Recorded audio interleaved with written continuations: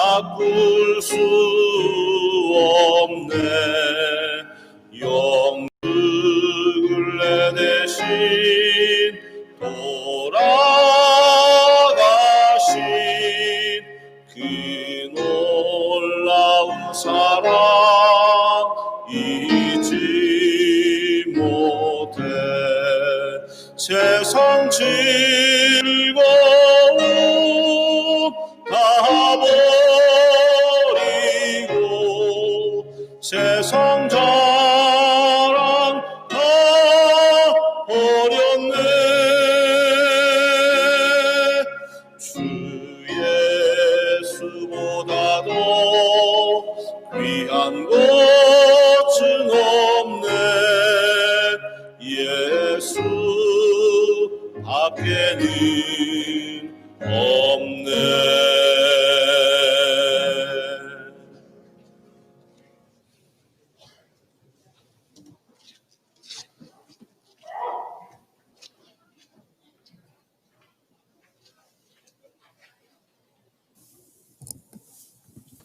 성구 암송 시간입니다. 6월 암송 히브리서 9장 27절 말씀을 2번 암송하시겠습니다. 한 번 죽는 것은 사람에게 정하신 것이요 그 후에는 심판이 있으리니. 히브리서 9장 27절 말씀. 한 번 죽는 것은 사람에게 정하신 것이요 그 후에는 심판이 있으리니. 히브리서 9장 27절 말씀. 지난주 암송 사도행전 17장 24절 25절 말씀을 2번 암송하시겠습니다. 우주와 그 가운데 있는 만유를 지으신 신께서는 천지의 주제시니 손으로 지은 전에 계시지 아니하시고 또 무엇이 부족한 것처럼 사람의 손으로 섬김을 받으시는 것이 아니니 이는 만민에게 생명과 호흡과 만물을 친히 주시는 자이심이라. 사도행전 17장 24절 25절 말씀. 우주와 그 가운데 있는 만유를 지으신 신께서는 천지의 주제시니 손으로 지은 전에 계시지 아니하시고 또 무엇이 부족한 것처럼 사람의 손으로 섬김을 받으시는 것이 아니니 이는 만민에게 생명과 호흡과 만물을 친히 주시는 자이심이라. 사도행전 17장 24절 25절 말씀. 이번 주 암송 디모데전서 6장 15절 16절 말씀을 3번 암송하시겠습니다. 기약이 이르면 하나님이 그의 나타나심을 보이시리니 하나님은 복되시고 홀로 한 분이신 능하신 자이며 만왕의 왕이시며 만주의 주시요 오직 그에게만 죽지 아니함이 있고 가까이 가지 못할 빛에 거하시고 아무 사람도 보지 못하였고 또 볼 수 없는 자시니 그에게 존귀와 영원한 능력을 돌릴지어다. 아멘. 디모데전서 6장 15절 16절 말씀. 기약이 이르면 하나님이 그의 나타나심을 보이시리니 하나님은 복되시고 홀로 한 분이신 능하신 자이며 만왕의 왕이시요 만주의 주시요 오직 그에게만 죽지 아니함이 있고 가까이 가지 못할 빛에 거하시고 아무 사람도 보지 못하였고 또 볼 수 없는 자시니 그에게 존귀와 영원한 능력을 돌릴지어다. 아멘. 디모데전서 6장 15절 16절 말씀. 기약이 이르면 하나님이 그의 나타나심을 보이시리니 하나님은 복되시고 홀로 한 분이신 능하신 자이며 만왕의 왕이시며 만주의 주시요 오직 그에게만 죽지 아니함이 있고 가까이 가지 못할 빛에 거하시고 아무 사람도 보지 못하였고 또 볼 수 없는 자시니 그에게 존귀와 영원한 능력을 돌릴지어다. 아멘. 디모데전서 6장 15절 16절 말씀. 다음 주 암송 요한일서 1장 5절 말씀을 소식지를 보고 한번 읽으시겠습니다. 우리가 저희에게서 듣고 너희에게 전하는 소식이 이것이니 곧 하나님은 빛이시라. 그에게는 어두움이 조금도 없으시니라. 요한일서 1장 5절 말씀. 찬양대 찬양 있은 후에 성경 강연의 7일차 말씀을 서도석 담임 목사님께서 해주시겠습니다.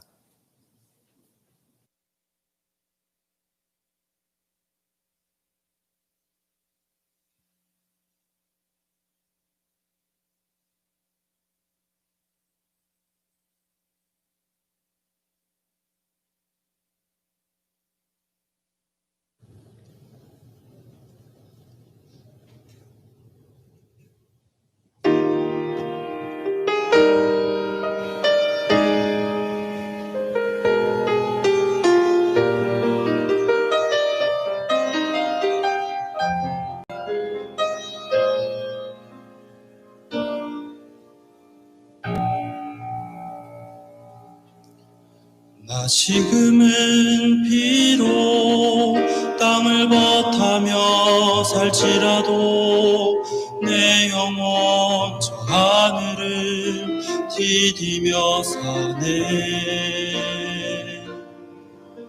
내 주님 계신 눈물 없는 곳 저 하늘에 숨겨둔 내 소망이네. 보고픈 얼굴들 그리운 이름들 많이 생각나. 때론 가슴 터지도록 기다려지는 곳. 내 아버지 넓은 품날 안으시는 저 하늘에 쌓은 내 소망이네. 주님 그 나라에 이를 때까지 순례의 걸음 멈추지 않으며 어떤 시련이 와도 나 두렵지 않네.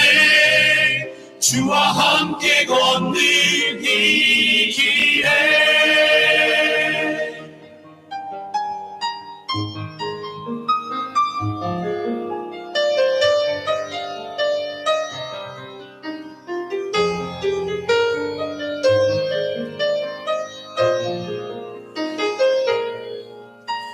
나 지금은 비록 땅을 버타며 살지라도 내 영혼 저 하늘을 디디며 사네.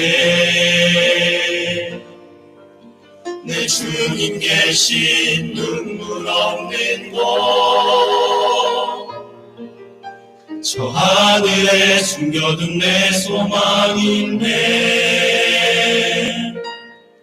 보고픈 얼굴들 그리운 이름들 많이 생각나. 때론 가슴 터지도록 기다려지는 곳. 내 아버지 넓은 품날 안으시는 저 하늘에 쌓은 내 소망이네. 주님 그 나라에 이를 때까지 순례의 걸음 멈추지 않으며 어떤 시련이 와도 나 두렵지 않네. 주와 함께 걷는 이 길에 주님 그 나라에 이를 때까지 순례의 멈추지 않으며 어떤 시련이 와도 나 두렵지 않네. 주와 함께 걷는 이 길에 주와 함께 걷는 이 길에 주와 함께 걷는 이 길에 우리 함께 걷는 이 길에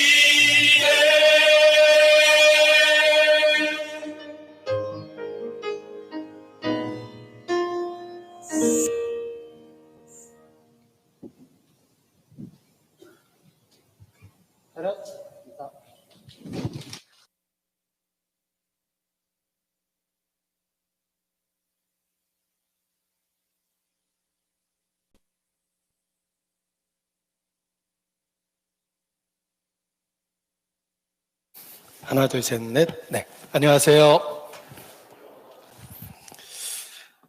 코로나 확산의 위험 중에도 우리가 또 한 번 말씀을 전할 수 있는 기회를 가진 것은 하나님의 은혜임에 틀림이 없습니다. 사회적 거리두기 때문에 많은 사람이 참여할 수는 없었지만 주께서 부르시는 소수의 영혼들, 그 귀한 영혼들에게 특별한 시간이 됐고 또 우리 자신도 새롭게 될 수 있는 기회를 얻었다고 생각합니다. 기도로 시작하겠습니다. 우리 가운데 역사하시는 거룩하신 아버지 하나님, 소망 없었던 저희를 주의 은혜로 불러주시고 그리스도 예수 안에서 하나님의 자녀 삼아 주신 것 진심으로 감사 찬양을 드립니다. 특별히 한 주간 말씀을 전할 수 있는 소중한 기회를 주셨습니다.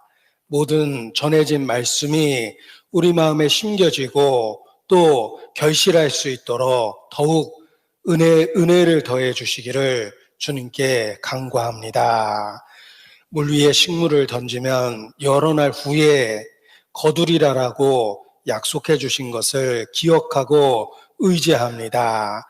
모든 말씀이 우리 마음의 변화를 일으키고 주님께 더 가까이 이끄는 그러한 능력이 될 수 있도록 더욱 역사해 주시기를 주님께 기도합니다.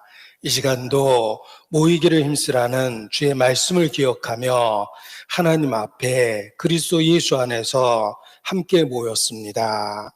주 성령께서 친히 각 사람 마음을 열어주시고 필요한 진리로 가르치시며 말씀을 듣기 전과 후에 분명한 변화를 허락해 주시기를 주님께 간구합니다.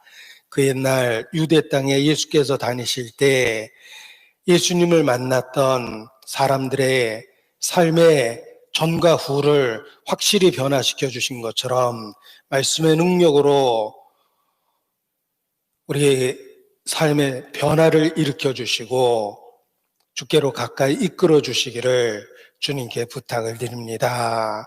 우리 안에 병들고 잘못되고 어그러지고 타협된 것들이 있습니다.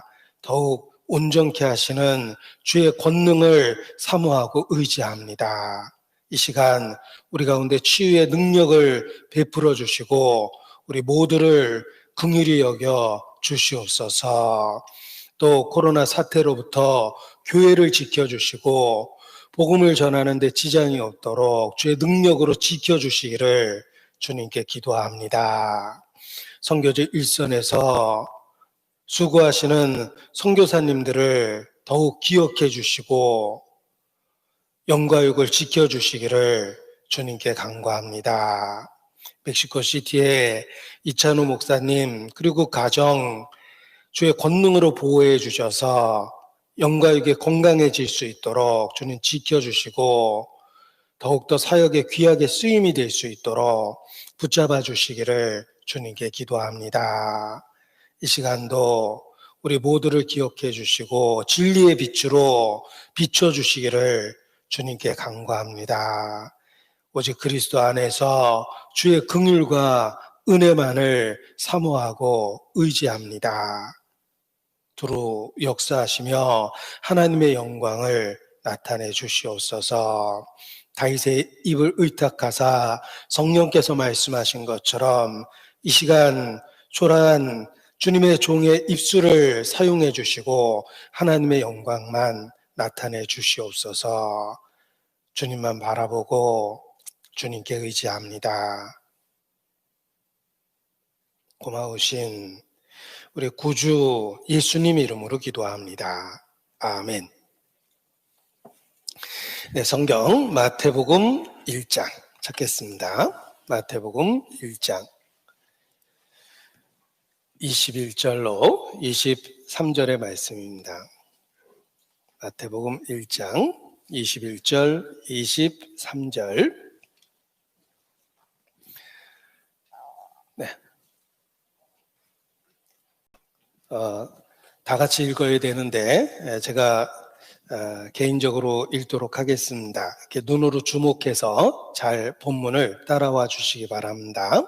마태복음 1장 21절로 23절. 아들을 낳으리니 이름을 예수라 하라.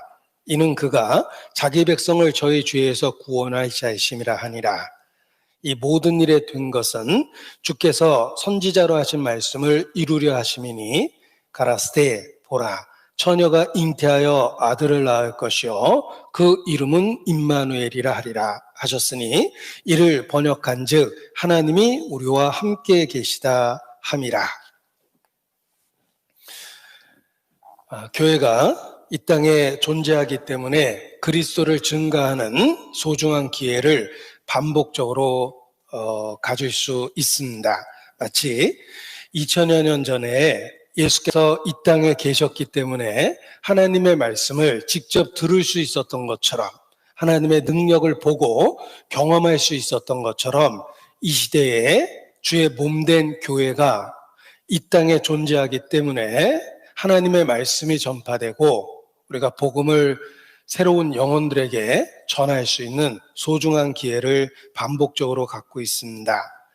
그러나 이러한 복음을 전할 수 있는 시기가 역사 속에서 항상 모든 사람에게 허락된 것은 아니라는 것을 기억하셔야 됩니다.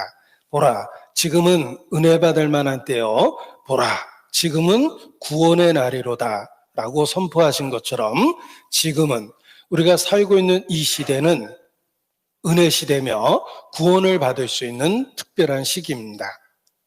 사계절을 만드신 하나님은 항상 추수할 수 있도록 하신 것이 아니라 준비하고 밭을 갈고 심고 자라는 과정을 통해서 마침내 추수의 시기를 허락하신 것입니다.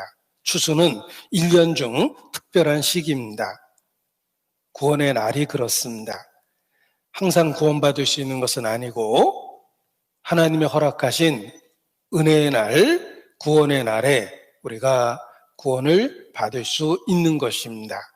이 땅에 교회가 존재하고 또 복음을 전할 수 있는 기회를 허락하셨기 때문에 우리가 구원받을 수 있는 은혜를 누리고 있는 것입니다.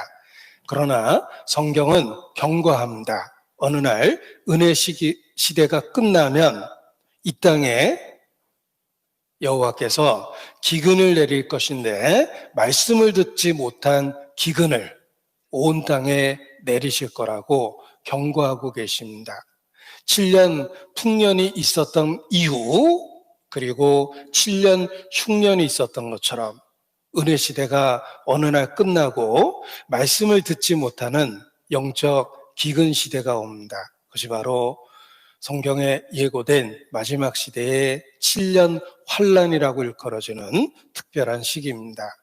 우리는 은혜 시대의 마지막 부분을 살고 있습니다. 그래서 아직은 우리에게 구원의 문이 열려 있고 누구든지 복음을 듣고 구원받을 수 있는 그런 은혜를, 기회를 갖고 있는 것입니다.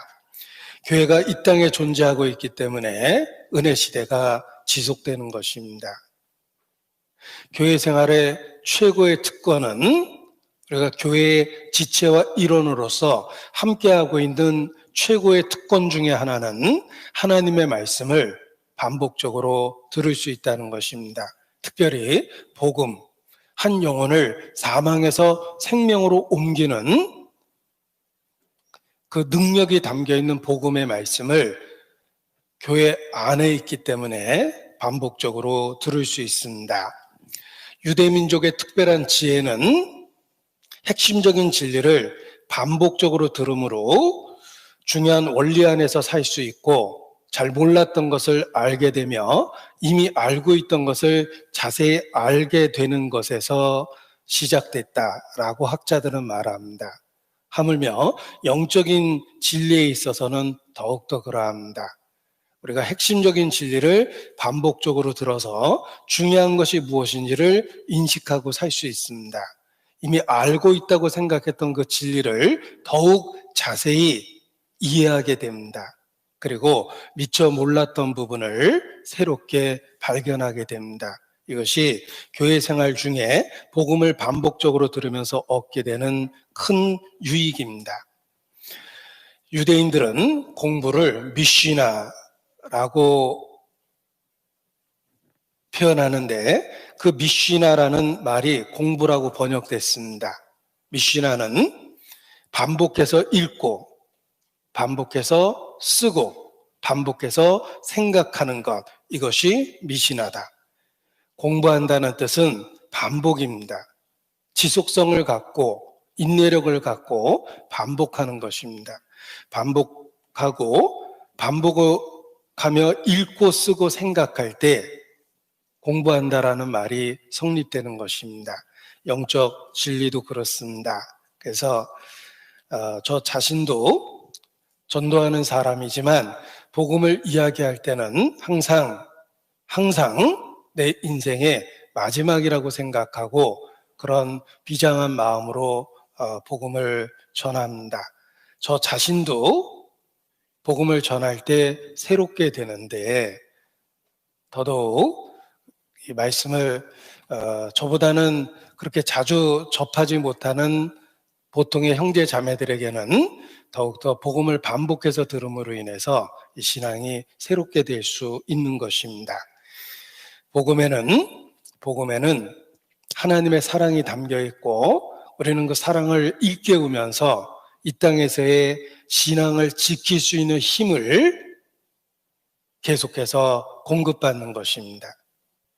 여호와를 앙망하는 자는 새로운 힘을 얻게 된다고 말씀하셨습니다. 독수리의 날개치며 올라간 같을 것이다. 중력을 이기고 그 거대한 몸집이 하늘에 떠오르고 자유롭게 돌아다닙니다. 독수리의 날개치는 그 힘과 같은 영적 파워를 여호와를 앙망할 때 얻게 됩니다. 이 복음을 우리가 함께 나누면서, 그 진리의 말씀, 곧 복음을 함께 나누면서 신앙생활할 수 있는 힘을 얻게 되고, 중력을 거스려서, 본성을 거스려서 날아오를 수 있는, 날아다닐 수 있는 힘을 얻게 되는 것입니다. 그리고 우리의 삶은 형통한 날과 공고한 날을 병행케 하셨다는 말씀처럼 공고함이 있습니다. 피할 수 없습니다. 낮이 있었으면 밤이 있습니다. 사랑하는 사람과 함께 했던 시간이 있으면 사랑하는 사람을 떠나 보낼 때가 있습니다. 그 죽음 앞에서 복음이 얼마나 소중한지를 새롭게 일깨우고 복음을 더욱 힘있게 붙잡고 살게 됩니다. 부모님 묘비에 제가 써놓은 구절입니다. 어머니가 먼저 돌아가셨는데 아버지께서 부부 합장을 원하시고 부부 묘를 꾸미셨는데, 아버지 살아계실 때 아버지 부탁 때문에 제가 묘비에 써놓은 글인데 찬송가를 써놨습니다. 부모님 생각할 때마다 그 찬송이 특별하게 느껴집니다. 부모님 묘비에 써있기 때문에 그렇습니다. 이 세상 작별한 성도들, 하늘에 올라가 만날 때 세상의 괴로움이 끝나고 기쁜 날 서로가 대하리. 그 짧은 찬송의 구절을 거기 써놨지만 이 죽음이 주는 온갖 그 마음의 번민 또는 슬픔을 충분히 위로를 해줍니다. 그 찬송의 가사 속에 다시 만난다라는 소망이 확실하기 때문에 그렇습니다. 우리가 교회 생활 속에 반복적으로 나누는 이 복음이 죽음에 대한 문제를 해결하기 때문에 더욱더 소중하게 느껴질 수밖에 없습니다. 특별히 인생이 어두워질 때 별빛이 보이듯이 사랑하는 사람을 떠나보내면서 복음이 우리 삶에 얼마나 소중하고 중요한지를 더 확실히 일깨우게 됩니다. 그리고 이런 교회라는 단체 생활을 할 때마다 예수님의 경고의 말씀이 떠오릅니다. 너희는 내가 일러준 말로 깨끗하나 다는 아니니라 라는 말씀입니다. 다는 아니니라. 알곡 중에 가라지가 있고 곡식 중에 쭉정이가 있고 의인 중에 악인이 있고 양떼 중에 염소가 섞여 있고 성경은 혹 우리 중에 이루어지는 자가 있다라고 경고하고 있습니다. 그래서 너희는 돌아보아 하나님의 은혜에 이르지 못하는 자가 있을까 두려워하라 라고 일깨워 주시는 것입니다. 예수님께 직접 배운 12제자 중에도 한 사람 가룟 유다가 있었습니다. 끝내 돌이키지 않은 가룟 유다가 있었습니다. 그래서 교회라는 그 단체를 볼 때마다 혹 우리 중에 12 중에 하나가 있지 않을까 해서 더 두렵고 슬프기도 하고 또 집회라는 기회가 우리에게 얼마나 소중한가라는 생각을 다시 한번 하게 됩니다. 결코 12 중에 하나가 되면 안 됩니다. 우리에게 경고하신 겁니다. 그래서 정말 후회할 것은 복음적인 교회에서 멸망하는 사람입니다. 12제자 중에 속해 있으면서 예수님을 팔아먹은 가룟 유다가 차라리 태어나지 않은 것이 제게는 나을 뻔했다 라고 말씀하신 것처럼 복음적인 교회에서 이루어지는 사람은 더욱더 큰 슬픔을, 더 큰 후회를 갖게 될 거라고 생각합니다. 그래서 매번 집회 때마다 우리에게 또 다른 은혜를 주셨다라고 확신합니다. 그래서 매번 제 스스로 내 인생의 마지막 기회다라고 일깨우고 이렇게 말씀을 전하게 됩니다. 성경 첫 구절을 기억해 보십시오. 태초에 하나님이 천지를 창조하시니라. 놀라운 말씀입니다. 그런데 신약 성경의 첫 구절도 더욱 놀라운 말씀입니다. 아브라함과 다윗의 자손 예수 그리스도의 세계라. 어떤 의미에서는 창세기 1장 1절보다 더 놀랍고 충격적입니다. 하나님은 천지를 창조하셨습니다. 무에서 유를, 능력이죠. 그런데 신약 성경 첫 구절은 그 하나님께서 육체를 갖고 자신이 만든 세상에 직접 오셨다고 선포합니다. 그가 세상에 계셨으며 세상은 그로 말미암아 지음이 되었을 때 세상이 그를 알지 못하더라 라는 말씀처럼 많은 사람이 예수님에 대해서 모르고 있습니다. 예수님은 천지를 지은 창조주 그 하나님께서 육체를 갖고 이 땅에 오신 분입니다. 그래서 어떤 의미에서 창세기 1장 1절 천지 창조보다 더 놀라운 말씀은 구세주에 대한 말씀이며 마태복음 1장 1절입니다.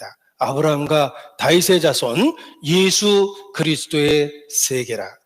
그리고 예수님이 이 땅에 오시는 과정이 오랜 준비 과정 속에서 이루어졌다라는 것을 긴 족보를 통해서 설명을 해 주십니다. 그 족보가 17절에 표현되어 있습니다. 마태복음 1장 17절.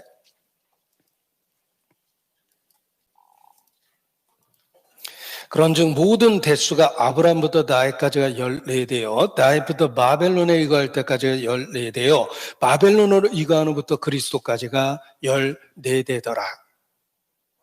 예수님의 족보는 설계되어 있습니다. 영적으로 설계되어 있습니다. 14대 만에 이루어졌고, 그리고 다윗의 후손, 다윗이라는 이름의 숫자 값이 14입니다. 유대인의 알파벳은 숫자 값을 갖고 있기 때문에 이름의 알파벳의 숫자를 더하면 이름의 숫자 값이 나오는데 다윗의 이름의 숫자 값이 14입니다. 다윗의 후손으로 오셨고, 더 놀라운 것은 유대인의 달력으로 1월 14일 6월절 그날, 양 잡는 그날 죽으셨습니다. 예수님과 관계된 14라는 숫자가 참 반복적으로 많이 나옵니다. 이것은 창세로부터 예비된 분이시다. 우리의 구원에 대한 계획이 즉흥적이 아니고 오래전부터 계획돼서 이루어진 것이라는 것을 일깨워 줍니다. 마침내 예수께서 준비되고 이 땅에 오셨습니다. 아들을 낳으리니 이름을 예수라 하라. 오신 목적을 분명하게 알려주셨는데 바로 구원입니다. 예수라는 말 자체가 구원이라는 의미를 갖고 있습니다. 예수님의 정체성을 이름에 그대로 담아두셨습니다. 우리를 죄에서 구원할 자로 오셨습니다. 선지자로 하신 말씀을 이루려 하심이니, 선지자를 통해서 여러 부분, 여러 모양으로 예고하고 준비했던 그대로 예수께서 이 땅에 오셨습니다. 우리를 죄로부터 구원해 주기 위해서 오셨는데 그 예수님이 누구신지를 임마누엘이란 이름으로 알려주십니다. 그의 이름은 임마누엘입니다. 이를 번역한 즉, 성경은 번역될 걸 전제해서 기록해 주셨습니다. 번역된 성경을 읽는 것이 하나님의 계획 속에 들어있는 겁니다. 이를 번역한 즉 하나님이 우리와 함께 계시다 하니라. 예수님은 임마누엘입니다. 우리를 죄에서 구원해 주기 위해서 오셨는데 바로 하나님 자신이시며, 하나님이 사람과 함께 있기 위해서 사람의 모양으로 오셨다는 것입니다. 우리가 성경을 1시간을 배우든 100시간을 배우든 1000시간을 배우든 시간과 상관없이 정답은 같은 정답을 갖게 됩니다. 예수 그리스도를 발견하게 되고 예수님을 믿을 수밖에 없습니다. 1시간을 읽고 예수님을 믿으나 1000시간, 10,000시간을 투자해서 예수님을 믿으나 믿음의 대상은 동일하고 내용도 동일합니다. 단지 살아계신 인격이 있기 때문에 우리가 그분에 대해서 얼마나 더 가까이 깊이 사귀고 알고 있느냐의 차이는 있을지 몰라도 같은 대상, 같은 내용을 믿게 됩니다. 성경을 올바로 배우면 특정한 교파의 추종자가 되는 것이 아니라 예수께서 그리스도이심을 발견하고 알면 알수록 그분께 더 가까이 친밀한 사귐을 갖게 된다는 것입니다. 예수 그리스도 안에는 지혜와 지식의 모든 보화가 감춰져 있느니라. 여러분이 발견한 지혜와 지식의 보화는 얼마나 됩니까? 혹시 큰 보물 창고에서 입구에서 얼쩡거리고 좋은 거 많네 하는 수준입니까? 아니면 복도를 따라서 들어가서 더 놀라운 보물이 많이 있다는 것을 발견하셨습니까? 여러분이 예수님을 통해서 발견한 지혜와 지식의 보화는 어느 정도입니까? 우리가 살아있는 한 내 인생을 다 투자해도 미처 그 가치를 발견하지 못할 만큼 엄청난 지혜와 지식의 보화가 감춰져 있는 것입니다.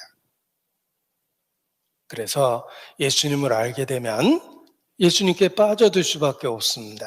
내 인생 전부를 투자해도 아깝지 않고, 그리고 예수님을 알아간다는 기쁨이 예수님을 믿음으로 인해서 생기는 피해나 핍박이나 번거로움과 비교할 수 없기 때문에 계속해서 예수님을 믿게 되는 것입니다.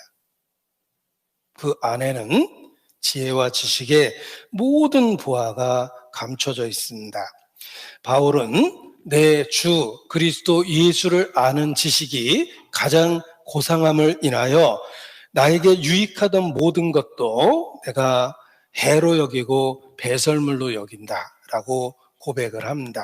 자기에게 유익했던 것조차도 아주 가치 없게 여겨질 만큼 그리스도에 대한 소중함을 발견했다는 것입니다. 바울만 그런 게 아닙니다. 우리의 믿음의 대상은 바울과 같이 동일한 예수님이기 때문에 우리도 그리스도를 알게 되면서 내 주 예수 그리스도를 아는 지식이 가장 고상하다고 고백할 수밖에 없습니다. 고상이라는 말이 혹시 어감이 공감이 안 될 수 있는데 가장 가치 있고 귀하다라는 말을 그렇게 번역을 한 겁니다. 주 예수보다 더 귀한 것은 없네. 이 세상 그 어떤 즐거움과도 보화와도 바꿀 수 없네 라는 찬양은 모든 그리스도인이 마음으로 부르는 노래입니다. 예수님을 알면 알수록 우리도 그렇게 고백할 수밖에 없습니다. 예수님은 바로 하나님 자신이며 육체를 갖고 이 땅에 오신 분이기 때문에 그렇습니다. 성경을 읽으면 예수님은 자기 자신에 대해서 끊임없이 강조하고 있다는 것을 보게 됩니다. 이상하죠? 사람이 자기 자신에 대해서 그렇게 끊임없이 집중하면 이상하게 생각이 드는데 예수님은 하나님 자신이라는 걸 기억하셔야 됩니다. 그래서 계시의 주체가 예수님 자신이고 내용 자체가 예수님 중심일 수밖에 없는 겁니다. 유대인들도 처음에 듣고는 오해했습니다. 네 말이 옳지 않도다. 내가 내 자신에 대해서 증거하니 옳지 않다. 이런 식으로 이야기합니다. 유대인이 잘 들은 겁니다. 예수님은 끊임없이 자기 자신에 대해서 계시하셨어요. 내가 진리를 가르쳐 준다가 아니라 내가 진리다. 길이다. 내가 그 생명이다. 그렇게 말할 수 있는 사람은 지구상에 아무도 없습니다. 그렇게 말씀할 수 있는 분은 하나님 자신이십니다. 예수님은 왜 오해를 받으면서 그렇게 말씀하셨을까? 그것은 예수님이 스스로 가르치고 주장했던 것처럼 예수님은 하나님 자신이셨기 때문에 그렇습니다. 예수님의 또 다른 이름이 임마누엘이라는 걸 기억하십시오. 그래서 예수님은 끊임없이 자신의 말씀 속에서 자기 자신에 대해서 강조하고 자기 자신에 대해서 말씀하고 계셨습니다. 예수님은 자신을 하나님의 아들이라고 선언했고 자신이 천국문을 열었다고 주장했고 하나님의 나라를 나의 나라라고 부르셨습니다. 사람은 그렇게 말할 수 없습니다. 오직 육체를 갖고 오신 하나님, 곧 하나님의 아들 예수님만이 그렇게 얘기할 수 있는 것입니다. 그래서 자기 자신을 끊임없이 하나님이라고 여러 방법으로 선포하신 것입니다. 그래서 예수님을 아는 것이 하나님을 아는 것이고 예수님을 믿는 것이 하나님을 믿는 것이고 예수님을 영접하는 것이 하나님을 영접한 것이고 예수님을 보는 것이 하나님을 본 것이며 예수님을 미워하는 것이 하나님을 미워하는 것이다. 예수님을 사랑하는 것이 하나님을 사랑하는 것이다. 이렇게 가르친 겁니다. 왜냐하면 나와 아버지는 하나이니라. 예수님은 하나님 자신이셨기 때문에 그렇습니다. 육체를 갖고 이 땅에 오신 하나님, 바로 그의 이름은 임마누엘입니다. 그래서 우리에게 자신에 대한 최고의 사랑을 요구하셨습니다. 아비나 어미를 나보다 더 사랑하는 자는 내게 합당치 않고 아들이나 딸을 나보다 더 사랑하는 자는 내게 합당치 않느니라. 그렇게 말씀할 수 있는 분은 하나님 자신밖에 없습니다. 하나님은 사랑이시며 우리를 그렇게 사랑하십니다. 그래서 그런 사랑을 요구할 수 있는 겁니다. 우리를 정말 먼저 그렇게 사랑하시기 때문에 아비나 어미보다 아들이나 딸보다 나를 더 사랑해야 된다라고 가르치신 것입니다. 아무리 귀한 선물도 선물을 주신 분보다 귀할 수는 없습니다. 그분이 있기 때문에 선물이 생긴 거거든요. 아무리 비싼 선물도 선물을 준 사람보다 귀할 수는 없습니다. 하나님이 내 인생에 준 최고의 선물은 아버지, 어머니.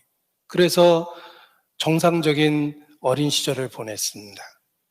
그리고 내게 선물을 더해 주셨어요. 아내를 주시고 자식을 주셨어요. 하나님이 주신 선물입니다. 내 인생에 소중하게 생각하는 모든 것들은 하나님의 선물입니다. 아무리 선물이 귀해도 선물을 주신 분보다 귀할 수는 없습니다. 예수님은 하나님 자신이기 때문에 아비나 어미보다 나를 더 사랑해야 되고 아들이나 딸보다 나를 더 사랑해야 된다라고 유일하게 요구하실 수 있는 것입니다. 그리고 다시 생각해 보면 하나님이 그런 사랑을 우리에게 요구하신 것은 하나님 자신이 우리를 그렇게 사랑하신다는 뜻입니다. 하나님의 율법이 그렇습니다. 대접받고자 하는 대로 너희도 남을 대접하라. 사랑을 요구하시는 것은 우리를 사랑하시기 때문에 사랑을 요구하는 겁니다. 내가 아무런 관심과 사랑을 주지 않는 사람이 날 사랑하기를 원하지는 않습니다. 내가 사랑하는 사람, 내가 관심을 주는 사람이 나에게 관심을 주고 나에게 사랑을 주기를 원합니다. 내가 누군지도 모르고 관심조차도 없는 사람이 나를 사랑하기를 원하지는 않습니다. 나의 온 마음을 차지하고 있는 그 사람, 내가 사랑하는 그 사람이 나에게도 관심을 갖고 나를 사랑해 주기를 원합니다. 하나님께서 우리에게 사랑을 요구하신 것은 다시 생각해 보면 우리를 그렇게 사랑하신다는 뜻입니다. 내가 너희를 친구라 했다. 친구를 위하여 목숨을 버리면 이보다 더한 사랑이 없다. 나는 너희를 위하여 목숨을 버리노라. 우리를 위해서 목숨을 버릴 만큼 우리를 사랑하신다고 분명하게 말씀하십니다. 그래서 우리 각 사람에게 아비나 어미보다 나를 더 사랑하라. 아들이나 딸보다 나를 더 사랑하라고 요구하실 수 있는 것입니다. 우리가 성경을 짧게 배웠든 길게 배웠든 얼마의 시간을 투자했든 지식의 깊이가 어떠하든 우리는 동일한 믿음의 대상을 갖고 있습니다. 예수 그리스도입니다. 그리고 예수님에 대해서 배우면 배울수록 그 사랑이 깊어질 수밖에 없습니다. 평생 사랑의 넓이와 길이와 높이와 깊이의 그 어떠함을 깨달아 가는 것, 이것이 신앙생활입니다. 내가 태어나서 잘 몰랐을 때도 부모님은 날 사랑했습니다. 내가 어렸을 때도 부모님은 여전히 날 사랑했고, 내가 청소년기 반항기를 보낼 때도 여전히 날 사랑했고, 내가 나이 들어가면서도 부모님은 여전히 날 사랑하십니다. 동일하게 사랑하고 있는데 문제는 내가 부모님의 사랑을 느끼는 것은 성장 과정을 통해서 다르다는 거예요. 어린 시절엔 잘 몰랐고 청소년기에는 내가 부모님 관심 바깥에 있는 줄 알았던 시절도 있고 그렇습니다. 내가 잘 몰랐던 거예요. 마찬가지로 하나님은 동일하신 사랑을 우리에게 주고 있는데 우리 자신이 불신자였을 때는 전혀 몰랐고 대적했습니다. 성경을 배우면서 그분이 나한테 호의를 갖고 있다는 것을 알게 됐고, 성경을 더 배우면서 예수님을 알고 믿게 되었을 때 나를 정말 죽기까지 사랑하신다는 것을 확실히 알게 된 겁니다. 그래서 믿을 수밖에 없었던 겁니다. 아니까 믿을 수밖에 없었던 거예요. 누군가 책 제목을 믿을 수밖에 없는 예수 이렇게 써놨는데 제가 정말 공감했습니다. 그냥 책 제목을 공감했어요. 예수님을 알면 믿을 수밖에 없어요. 대적하는 사람은 예수님에 대해서 알지 못하기 때문에. 당신도 알면 당신도 예수님을 사랑하게 될 것입니다. 그리고 지금 대적하고 있는 그 상태가 얼마나 잘못된 것인지 그날 확실히 알게 될 겁니다. 이런 마음에 불신자를 보고 전도할 수 있는 그런 그 마음도 갖게 되는 것입니다.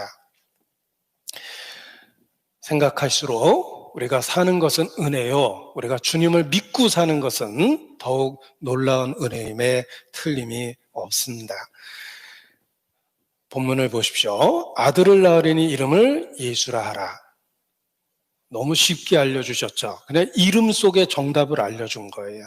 구원.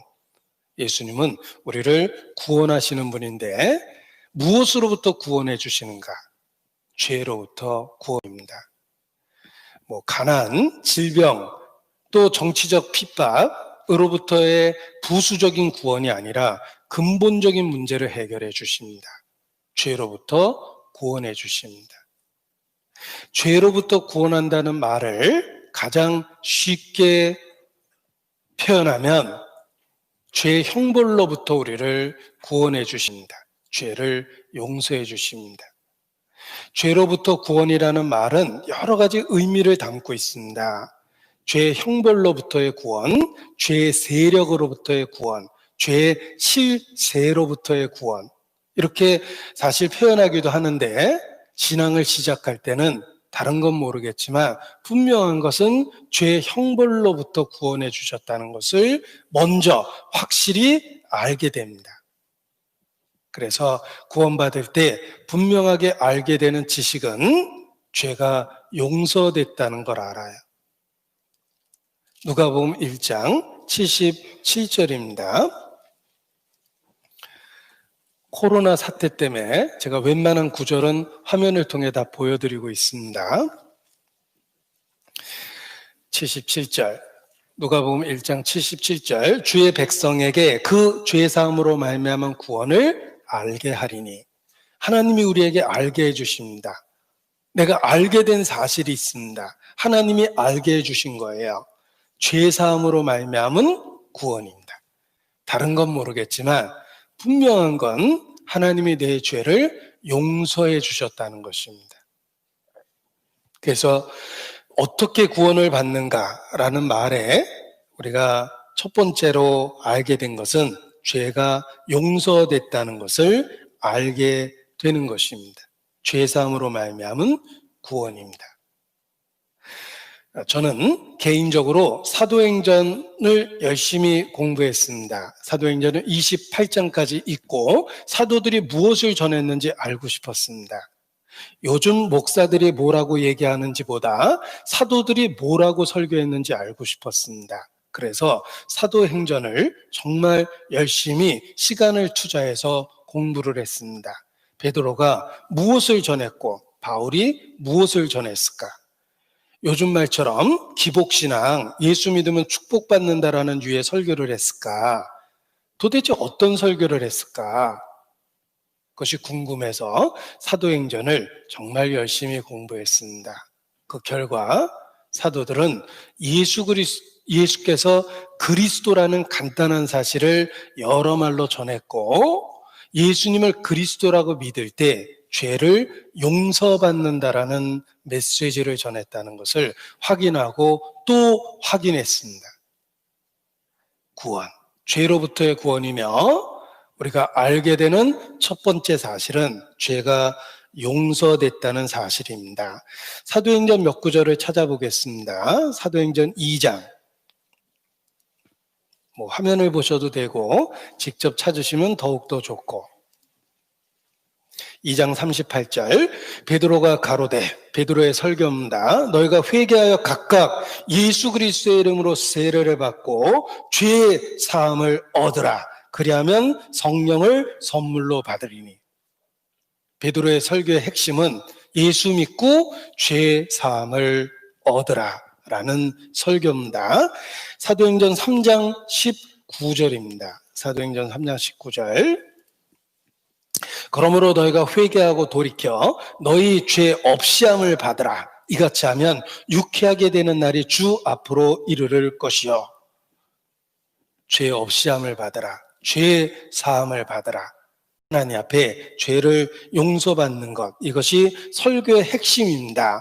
사도행전 5장 31절에도 이스라엘로 회개케 하사 죄사함을 얻게 하시려고 그를 오른손으로 높이사 임금과 구주를 삼으셨느니라.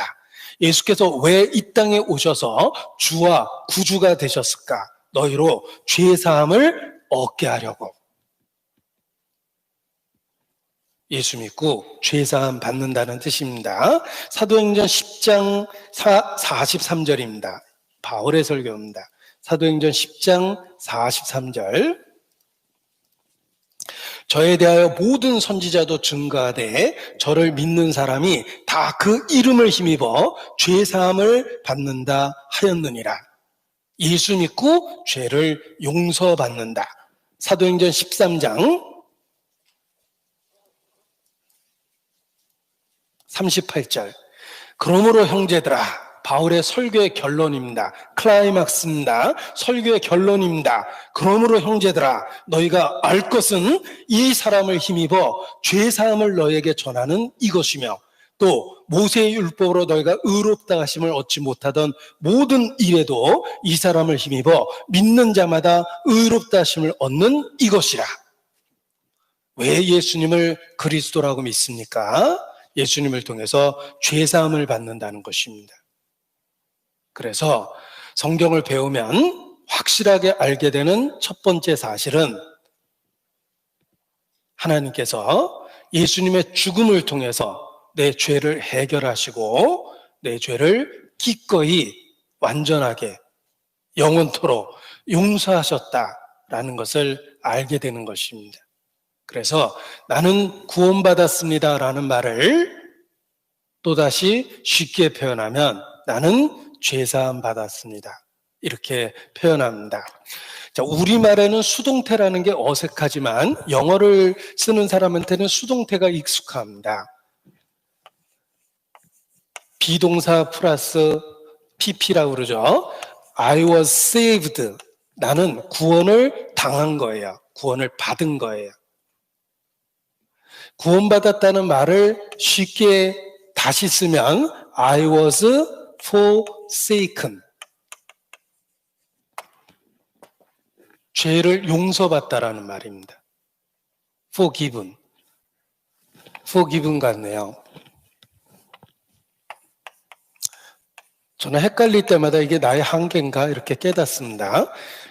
forgive라는 용서하다라는 말의 수동태가 forgiven. forgiven입니다. 보세요. forgiven.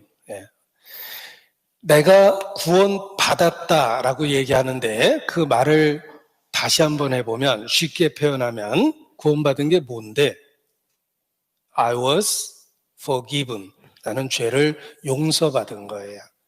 그래서 우리말로는 어색한데 영어는 수동태라는 표현이 많고 신적 수동태라고 그럽니다. 우리는 하나님에 의해서 대부분 받은 거예요. 하나님이 주신 걸 받아서 살고 있거든요. 그래서 수동태가 기독교적인 신앙 아래서는 자연스러운 거예요. 나는 구원을 받은 거예요.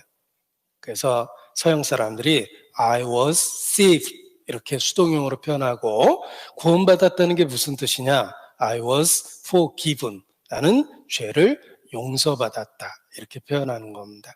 그래서 구원이라는 말을 가장 쉽게 표현하면 죄사함 받았다라는 뜻이며 찬송의 핵심은 죄를 용서하셨다라는 것이 찬송의 핵심입니다. 부모님 은혜를 노래하면 낳아주고 길러준 걸 노래합니다. 하나님 은혜를 노래하면 죄 용서해 주신 것, 그것을 노래할 수밖에 없습니다. 내 죄사함 받고서 예수를 안 뒤 나의 모든 것 다 변했네. 내 죄사함 받고서 예수를 안 뒤 내 죄를 씻으신 주 보혈 찬송합시다. 찬송의 내용은 내 죄를 씻어주셨다예요. 그 피로 속죄함 받았네. 금이랑같이 없어질 것으로 속죄함 받은 것 아니요. 확실히 믿기는 어린 양 예수의 그 피로 속죄함 받았네. 속죄 받았다고 찬송하는 것입니다. 이 불교를 공부해 보면 부처님이 끝까지 할 수 없다고 고백한 3가지 불가능한 게 있습니다. 그게 종교의 한계인데, 부처님이 고백한 3불, 3가지 불가능한 것이 있는데 그 중에 가장 중요한 것이 죄를 용서받을 방법이 없다라는 거예요. 인과 응보, 죄에 대한 보응은 반드시 있다. 업보, 그렇게 얘기합니다. 이슬람 코란에도 써 있어요. 대속은 없다. 자기가 지은 죄는 자기가 벌을 받아야 된다. 요거 코란에 써 있는 말이에요. 어떤 종교도 죄를 용서할 방법이 없습니다. 스스로 당하는 거예요. 가룟 유다가 예수님 팔아먹어서 막 양심의 가책 때문에 어쩔 줄 몰라 합니다.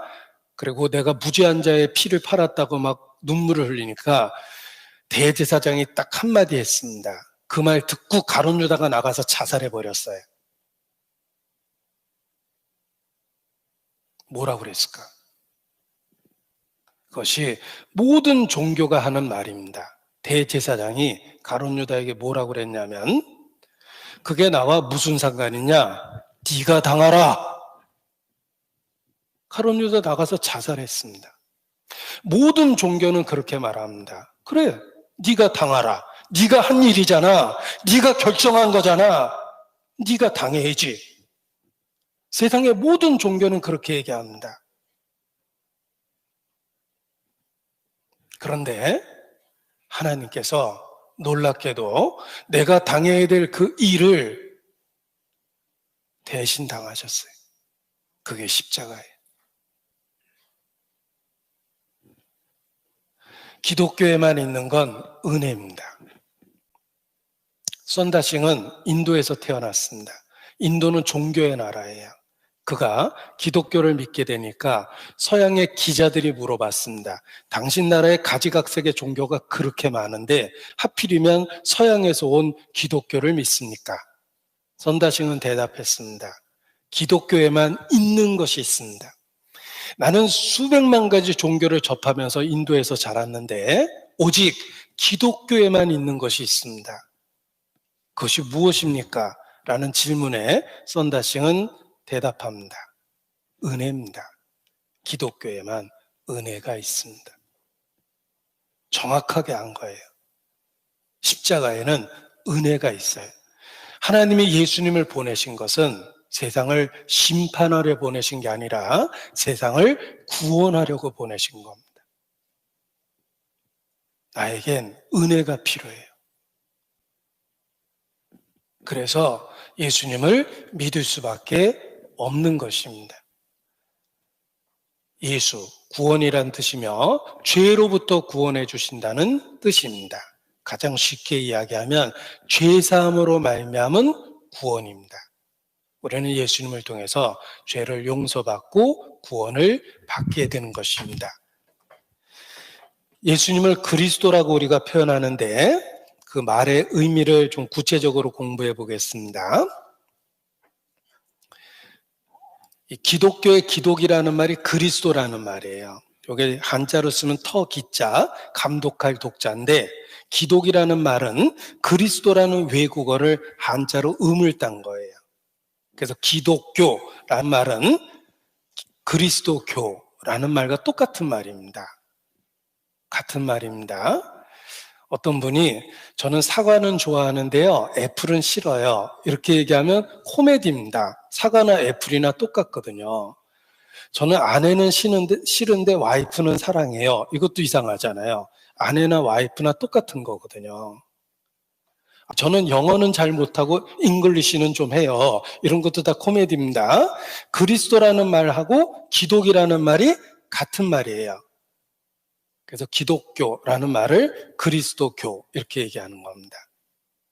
그리스도는 외국어예요. 헬라어예요. 신약성경에 헬라어로 기록됐거든요. 그 히브리 말로 바꾸면 메시아예요.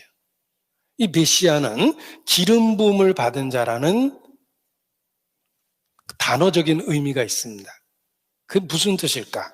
보십시오. 그리스도는 헬라어고 메시아는 히브리어며 번역하면 기름 부음을 받은 자, the anointed 이렇게 번역합니다. 하나님이 직분을 주실 때 기름을 붓는 직분이 있습니다.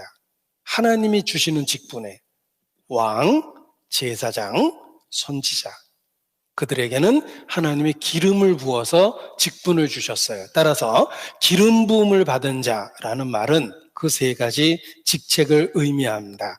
그래서 삼중 세 가지를 겹쳐서 갖고 있다는 뜻으로 표현합니다. 그리스도의 삼중 직분은 선지자, 제사장, 왕입니다. 우리는 예수님을 그리스도라고 믿습니다.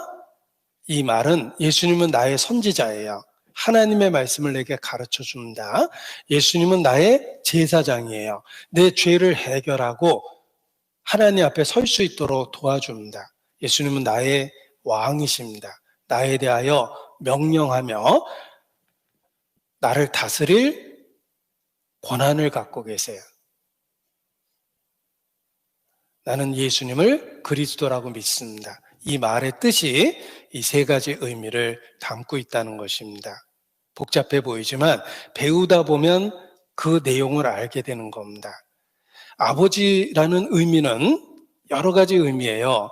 예를 들면 제 어린 시절에는 저의 양육자가 되고 또 어떨 때는 나의 보호자가 되고 재정적인 후원하시는 분도 되고 내가 병상에 있을 때는 위로자도 되고 내가 잘못할 때는 나에 대한 징벌을 하실 수도 있어요. 아버지라는 의미가 갖는 뜻이 많이 있습니다. 이와 같이 예수 그리스도라고 이야기할 때 그분이 우리에게 갖는 의미는 크게 선지자, 제사장, 왕이시다 이런 뜻입니다. 그래서 성경의 복잡한 내용을 이렇게 요약해서 설명할 수 있고 이러한 내용이 웨스트민스터 소요리 문답에 잘 표현이 되어 있어요. 우리가 믿고 있는 개신교 교리의 핵심입니다. 웨스트민스터는 영국에 있는 교회당 이름이고 그곳에서 개신교 지도자들이 모여서 핵심적인 진리를 요약했어요. 무엇이 중요한지를 요약했는데 그중에 제23문답입니다. 그리스도께서 우리의 구속자로서 선지자와 제사장과 왕의 직분을 행하시되 낮아지셨고 높아지신 두 상태에서 하십니다. 이것이 예수님을 그리스도라고 믿는 뜻이에요. 낮아지셨고 높아지셨다는 말은 죽고 부활하셨다는 뜻이에요. 예수님은 죽고 부활하셔서 우리의 그리스도가 되셨는데 그는 선지자이며 제사장이며 왕의 역할을 우리에게 하고 있다 이런 뜻입니다. 그래서 나를 위해 죽고 부활하신 예수님은 나에게 그리스도가 되셨어요. 그 뜻이 선지자와 제사장과 왕의 직분을 행하신다는 뜻입니다. 그리고 요거 조금 정리를 해봤는데 그리스도를 믿는다는 것 보십시오. 과거, 현재, 미래로 구별해 볼 수 있는데 과거, 죄를 용서하셨어요. 현재, 함께 하세요. 미래, 다시 오셔서 이 세상을 다스리실 거예요. 그런데 죄를 용서하셨다는 것을 통해서 우리는 확신을 가질 수 있습니다. 우리 죄가 용서됐다는 확신을 가질 수 있고 현재 함께하고 있다는 것에 대해서 위로와 능력을 경험하게 됩니다. 우리는 고아처럼 고군분투하고 있는 게 아니에요. 주님이 함께 하셔서 신앙을 지켜주고 계시는 거예요. 부모는 아이를 낳고 끝나는 게 아니라 낳고 양육합니다. 예수님은 우리를 구원해 주시고 지금도 함께 하세요. 그래서 신앙을 지켜주고 끊임없이 가르치시고 인도하십니다. 보호하시고. 그리고 미래와 관련해서는 다시 오시기 때문에 소망이 있는 거예요. 우리에게 약속을 이루어 주십니다. 드디어 영원한 천국, 슬픔이 없고 눈물이 없는 그곳에서 함께 있게 되는 거예요. 자, 이것이 예수님을 믿는다는 것을 시점을 구별했을 때 일어나는 일들인데, 잘 보시면 예수님은 이 땅에 계실 때 끊임없이 가르치셨습니다. 그리고 지금은 우리의 중보자가 돼서 하나님과의 교통을 가능하게 하고, 그리고 우리를 다스리실 분이에요. 선지자, 제사장, 왕의 역할을 지금도 이렇게 하고 계시는 겁니다. 그래서 이렇게 이야기하면 꽤 복잡해 보이지만 이것이 이제 우리 신앙생활 가운데 여러 말씀으로 계속해서 배우는 내용이라는 것입니다. 이 모든 내용을 한마디로 요약하면 우리는 예수님을 그리스도라고 믿는 것입니다. 예수님은 나의 그리스도십니다. 모든 성경은 예수께서 그리스도이심을 증거하고 우리로 믿게 하기 위해서 주신 말씀입니다. 자, 복잡한 성경 66권을 한 페이지로 요약해 봤습니다. 한 페이지로 요약하면 이렇게 요약할 수 있어요. 구약은 모세와 엘리야의 이야기입니다. 대표적인 선지자죠. 그들을 통해서 예수님을 증거합니다. 성경을 영화로 만들면 주인공은 예수, 빛나는 조연은 모세와 엘리야입니다. 모세는 율법을 나타냅니다. 하나님이 율법을 주신 목적은 세 가지입니다. 첫 번째, 우리 죄를 깨닫게 하며, 두 번째, 우리 스스로 천국에 갈 수 없다는 무능함을 알려주며, 우리에게 심판이 있다는 걸 경고합니다. 이것이 율법을 주신 목적이에요. 엘리야는 회개하라고 외쳤어요. 회개란 하나님께 돌이키게 하는 겁니다. 회개를 책으로 쓰면 두꺼운 책이 됩니다. 회개라는 개념을 책으로 이야기하자면 정말 두껍고 복잡한데, 아주 간단하게 한 신학자가 행동을 통해서 회개를 명확하게 설명했습니다. 어떻게 설명했나 보십시오. 자, 하나님은 빛이시며 하나님은 여기 계십니다. 인간은 태어날 때부터 하나님을 등졌어요. 빛을 등지면 어두워지죠. 하나님을 등지면 인간은 어둠에 속하게 돼 있고 죄를 짓게 돼 있어요. 죄의 원인은 하나님으로부터 분리되어 있기 때문에 그런 거예요. 인간은 나면서부터 하나님을 등지고 나면서부터 하나님과 원수된 상태에서 태어났습니다. 내가 죄악 중에 출생하였으며 모친의 죄 중에 나를 잉태하였나이다. 아기는 모태로부터 멀어졌으며 살면 살수록 하나님께 멀어집니다. 이렇게 살다가 우리는 각기 양 같아서 제 길로 갖고 살았는데 가끔 하나님에 대한 생각을 했습니다. 그래서 가끔 하나님 쪽을 이렇게 쳐다봤죠. 주로 일요일 날 쳐다봅니다. 일요일 날 쳐다보고 평일은 또 이렇게 살아요. 이걸 썬데이 크리스찬이라고 그래요. 그래서 평소에는 지 마음대로 살다가 일요일 날 성경 들고 믿는 척하고 교회 가는 거예요. 꽤 다니다 보니까 집사도 되고 권사도 되고 장로도 됐지만 평소에는 이렇게 삽니다. 그리고 일요일 날 또 믿는 척하고 저 사람이 장로였어? 이렇게 깜짝 놀랄만한 행동하는 사람들이 있죠. 그러니까 평소에는 지 마음대로 살다 일요일 날만 믿는 척하는 거예요.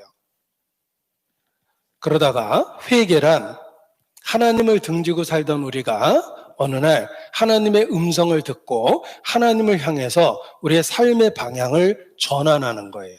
Turn away. 하나님을 향해서 돌이켜서 죄로부터 멀어지는 거예요. 빛을 마주보게 됩니다. 이게 회개예요. 엘리야의 메시지는 거스리는 자녀의 마음을 아비에게로 돌이키게 했다. 회개하게 한 거예요. 하나님을 마주보게 되면 빛을 마주봤어요. 어둠이 드러나기 시작해요. 더러운 것이 보입니다. 옛날에는 내가 스스로 자부심을 가질 만큼 꽤 괜찮은 사람이었어요. 친구들과 비교해도 난 뭐 그렇게 나쁜 사람이 아니에요. 그런데 하나님 앞에 서게 되니까 갑자기 내 죄가 보이기 시작합니다. 스치고 지나가는 죄도 금방 알아요. 하나님 앞에 서보니까.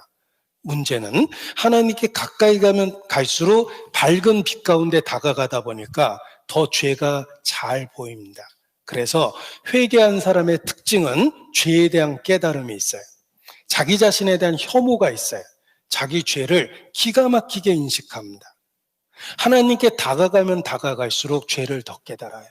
그래서 교회 오래 다닌 사람들이 입에 밴 기도가 있어요. 어떤 장로님은 주여 여기 70년 묵은 죄인 왔습니다. 이게 입에 밴 기도예요. 하나님 앞에 서보면 죄가 그렇게 깨달아져요. 그러면서 이 죄를 어떻게 해결할 수 있는가라는 의문에 대한 답을 보게 됩니다.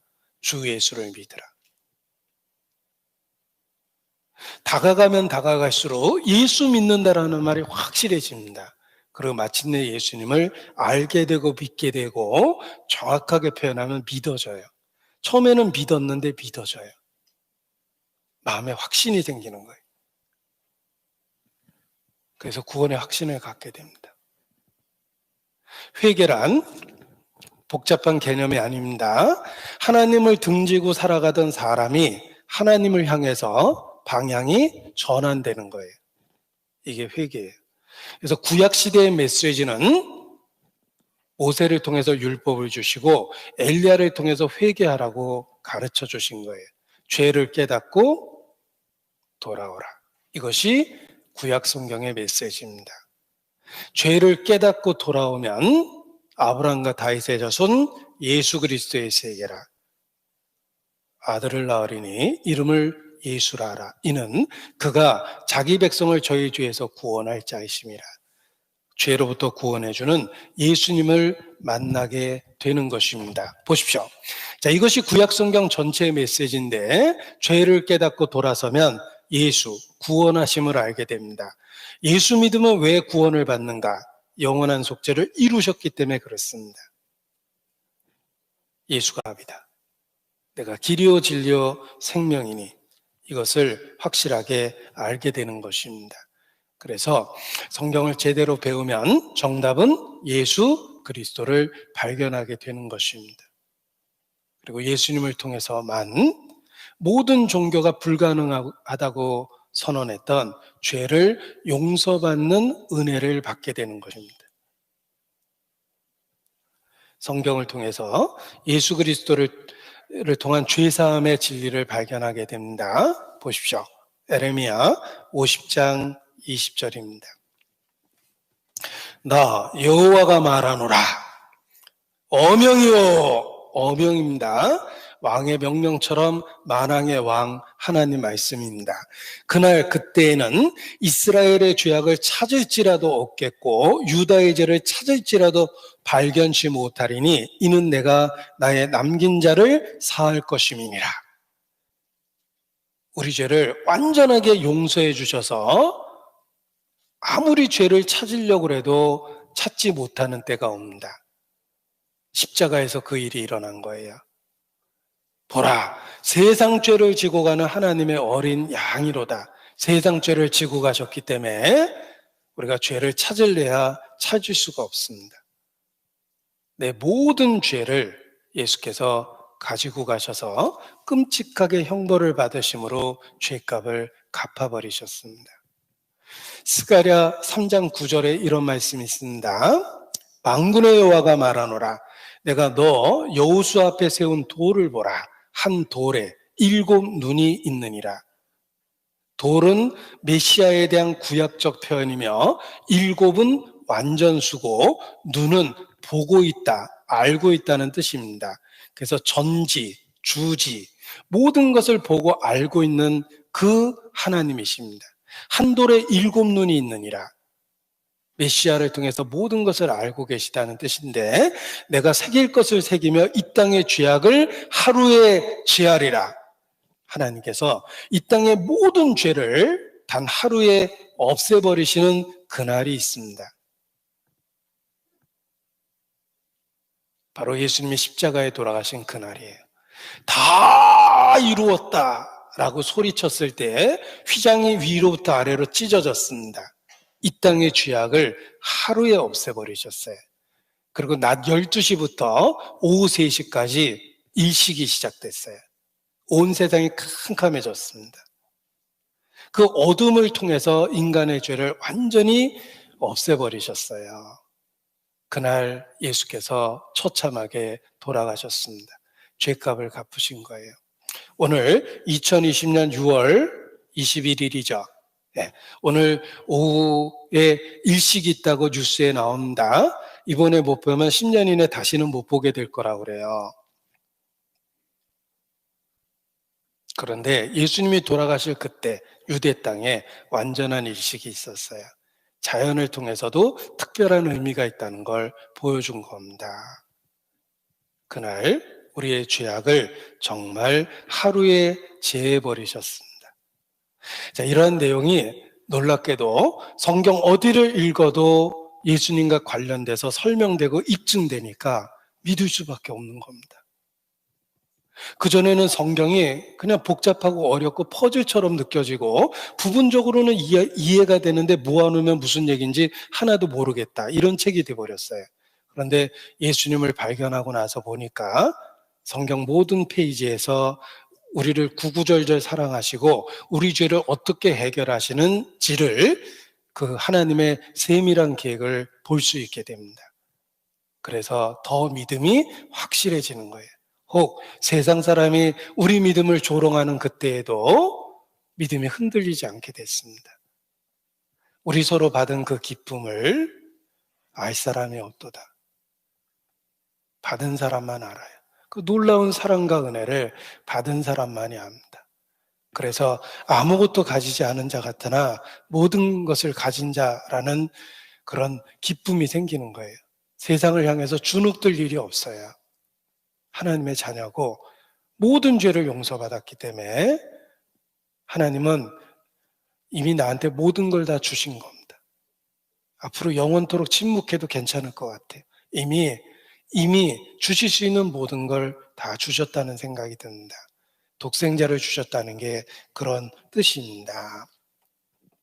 이 로마서는 교리서신이라고 이야기합니다. 그래서 어떻게 구원을 받는가를 마치 신학적 논문처럼 16장에 걸치는 짧은 말씀 속에 잘 논술했다라고 이야기하고, 혹 구원에 대한 의심이 있으면 로마서를 100번 읽어보세요, 이렇게 권유해 주는 분도 많습니다.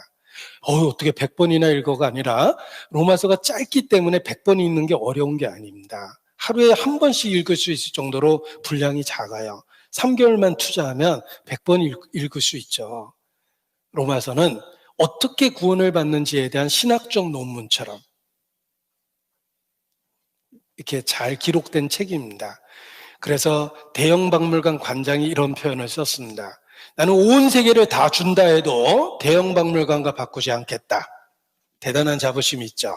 그러나 바울이 쓴 로마서 한 장만 있다 하더라도 기꺼이 대형박물관과 바꾸겠다, 이렇게 표현했습니다.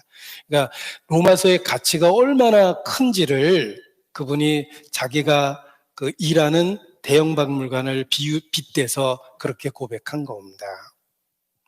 그래서 로마서에 있는 복음에 대한 내용도 몇 구절 살펴보도록 하겠습니다. 로마서 3장입니다. 로마서 3장 24절 25절입니다.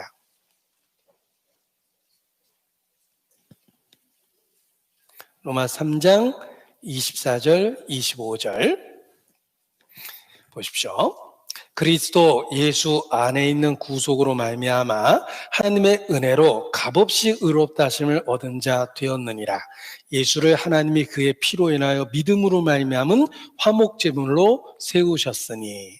이제 한 번 읽으면 잘 이해가 안 갑니다. 이게 이제 약간 어려운 내용이라서 보세요. 3가지 중요한 표현이 있는데 제가 빨간색으로 다시 표시해 봤습니다. 그리스도 예수 안에 있는 구속으로 말미암아 하나님의 은혜로 값없이 의롭다 하심을 얻은 자 되었느니라.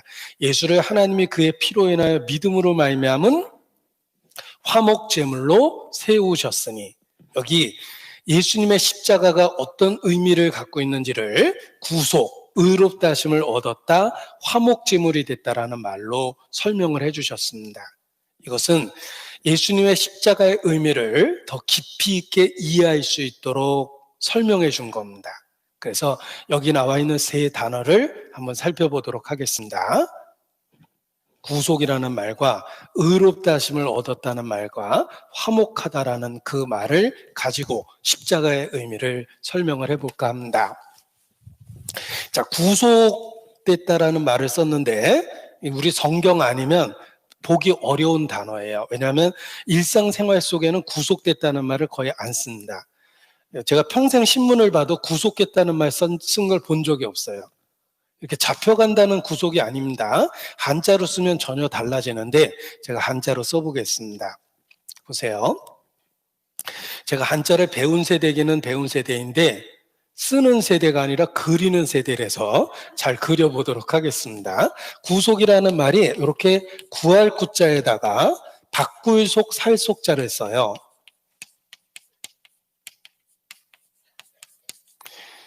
이렇게 어려운 한자인데 대가를 지불해서 구했다는 뜻입니다. 저는 한자보다는 영어가 더 익숙한데 영어로 쓰면은 구속이라는 말을 redemption이라고 그래요. redemption. 그리고 의롭다심을 얻은 자 되었다라는 말을 한자로 표현하면 의롭다심을 얻다라고 해서 칭의라고 그럽니다. 칭의. 이것도 어려운 말이죠. 의롭다 칭하다, 의롭다심을 얻다라고 그러고 영어로는 justification이라고 그래요. 그 다음에 화목이라는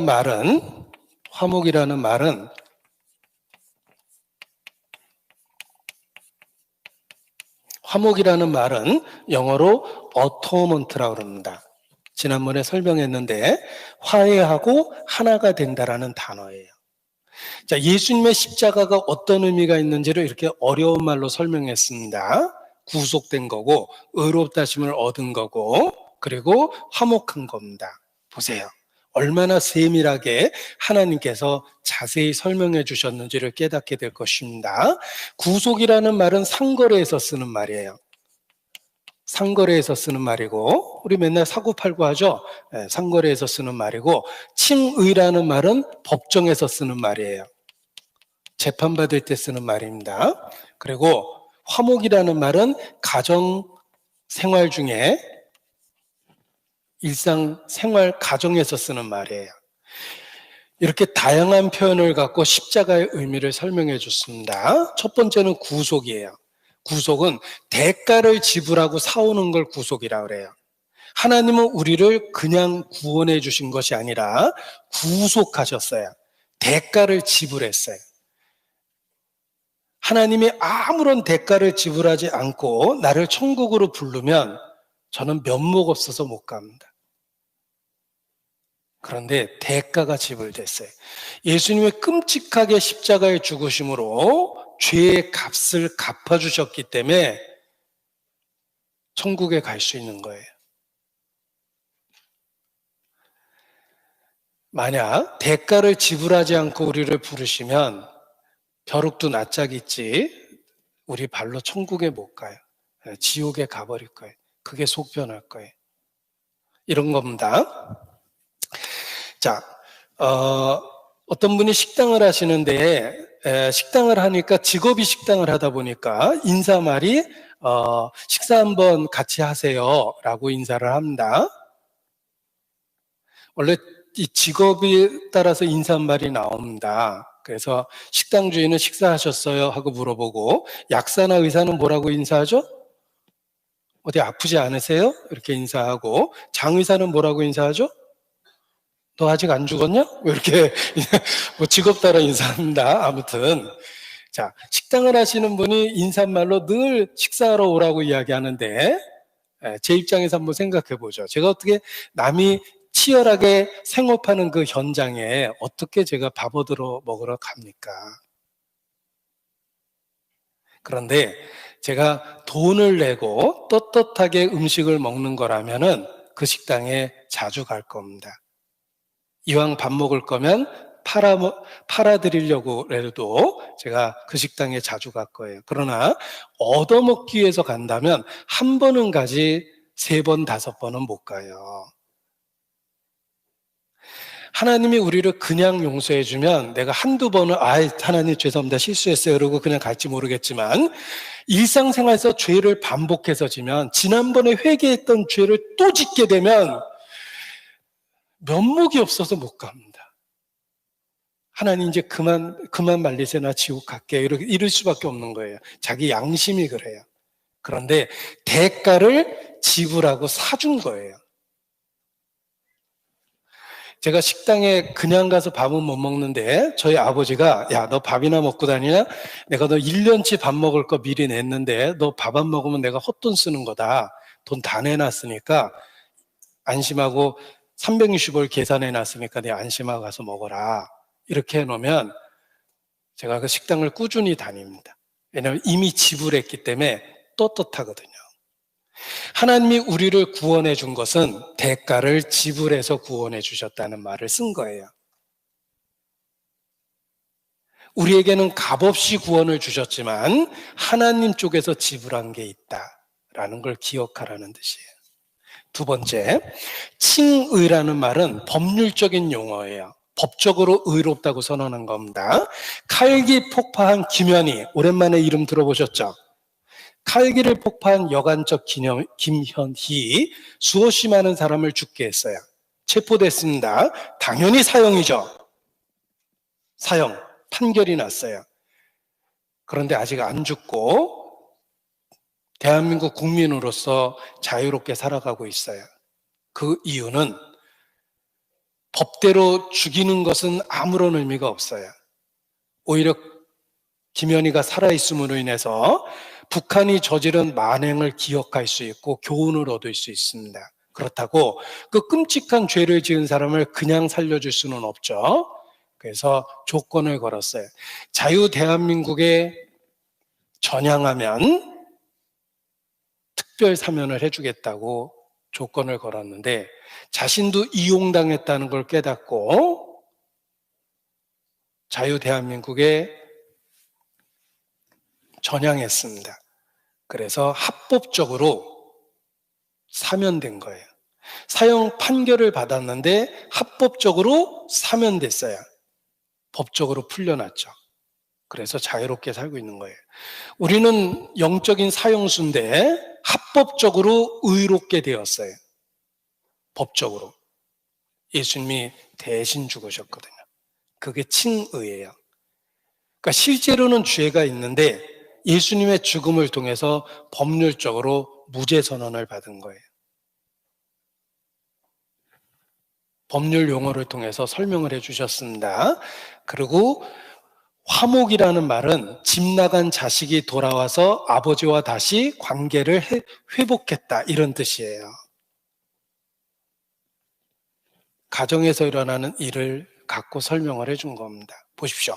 십자가가 무슨 뜻인지를 우리가 알아들을 수 있도록 다양하게 설명해 주셨습니다. 구속하신 거고, 의롭다 선언하신 거고, 화목하게 해주신 거예요. 그래서 예수 믿는다라는 게 이런 뜻이구나 라는 걸 확실하게 알려주신 겁니다. 로마서 5장 5절입니다.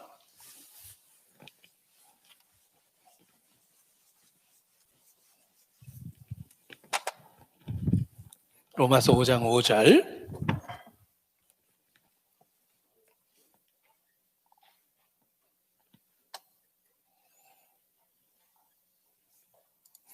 소망이 부끄럽게 아니함은 우리에게 주신 성령으로 말미암아 하나님의 사랑이 우리 마음에 부은 바 됨이니. 자, 나 같은 사람도 천국에 간다는 소망이 부끄럽지 않습니다.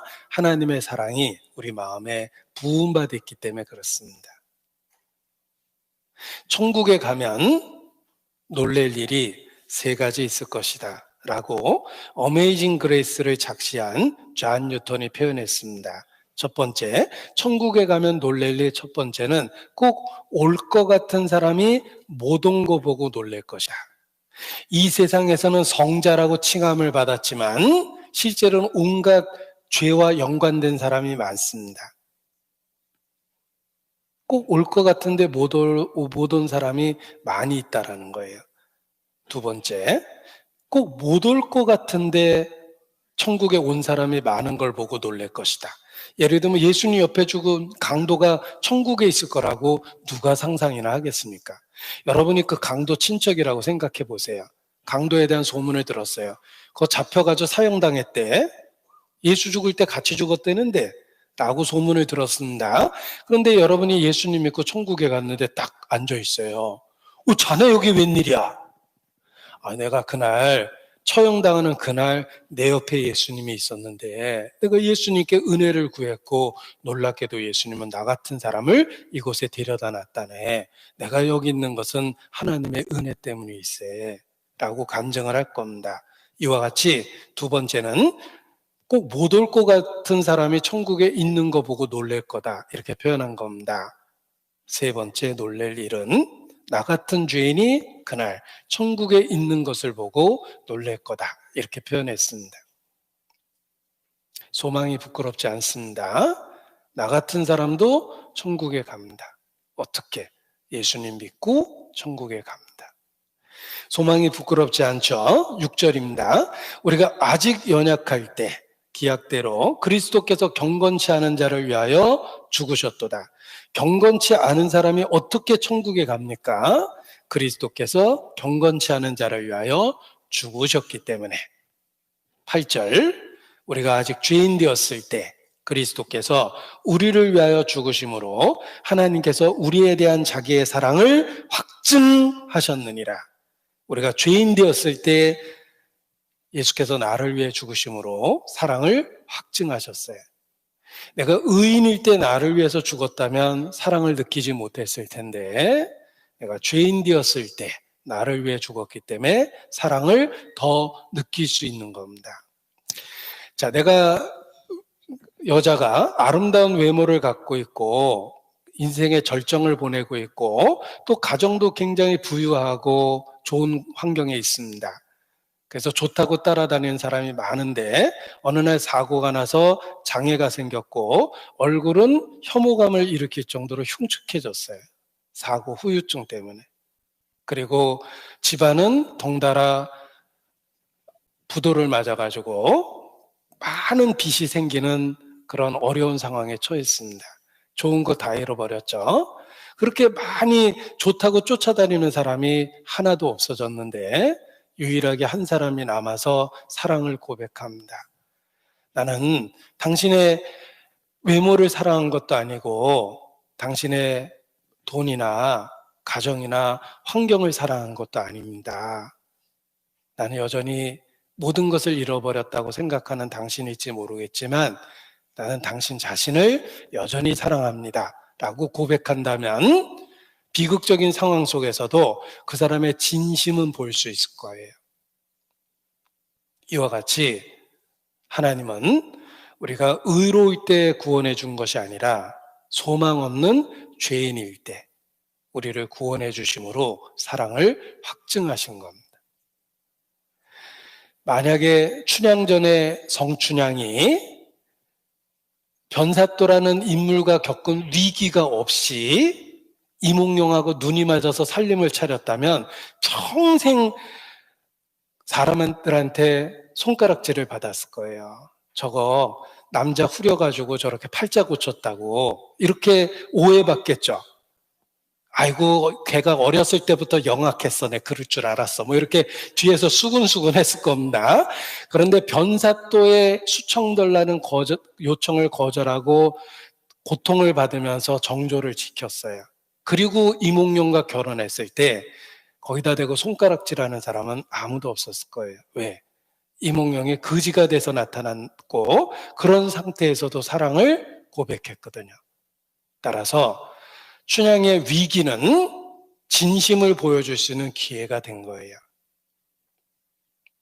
마찬가지로 우리가 형편없는 죄인이었을 때 하나님이 우리를 그리스도 안에서 받아주신다는 것은 우리에 대한 진심을 보여준 겁니다. 우리가 죄인 되었을 때 그리스도께서 우리를 위하여 죽으심으로 하나님께서 우리에 대한 자기의 사랑을 확증해 주신 겁니다. 10절입니다. 10절. 곧 우리가 원수 되었을 때 그 아들의 죽으심으로 말미암아 하나님으로 더불어 화목되었은즉, 화목된 자로서는 더욱 그의 살으심을 인하여 구원을 얻을 것이니라. 보세요. 아주 중요합니다. 우리가 원수 되었을 때 아들이 죽으셔서 우리를 구원해 주셨다면 화목되었은즉, 화목된 자로서는 더욱 그의 살으심을 인하여 구원을 얻을 것임이니라. 보십시오. 내가 죄인 되었을 때 예수께서 나 같은 사람을 받아주셨어요. 나는 하나님의 자녀가 됐습니다. 그렇다면 죄인 되었을 때도 우리를 사랑하셨다면 하나님의 자녀가 되었을 때는 더 큰 사랑으로 우리를 인도하신다는 뜻이에요. 죄인 되었을 때도 우리를 사랑하셨다면 화목된 자로서는 하나님하고의 관계가 생겼거든요. 더욱 우리를 큰 사랑으로 인도하십니다. 그래서 내가 구원받은 이후에 죄를 지면 어떻게 되나?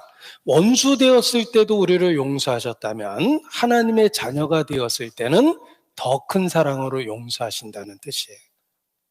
그래서 구원받은 이후에 죄는 어떡할까라는 고민에 대한 답이 되는 거예요. 화목된 자로서는 더욱 그의 살으심을 인하여 구원을 얻을 것이다. 생각해 보십시오.